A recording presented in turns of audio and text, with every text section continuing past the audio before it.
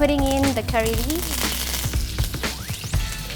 as well as the cumin seeds, 1 teaspoon, cinnamon stick, and a teaspoon of mustard seeds. And I'm going to cut my onions. Oh, that smells really good.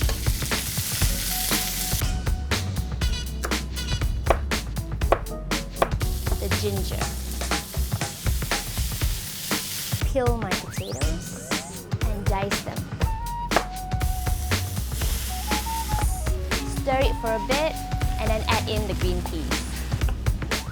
Continue stirring so it doesn't get burned at the bottom. Make sure the flame is low, and after about 7-8 minutes you can add in the chili. Then add in 1 teaspoon of chili powder, half teaspoon of turmeric powder to give it some coloring. And don't forget about half cup of water, and mix it all and let it cook for about 20 minutes.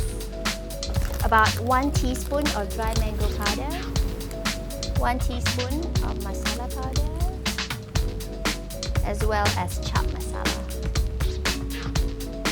and salt to taste. I'm going to cut the coriander, sprinkle it on. So my curry is done. I'm going to take it out. And there you go, aloo matar curry with chapati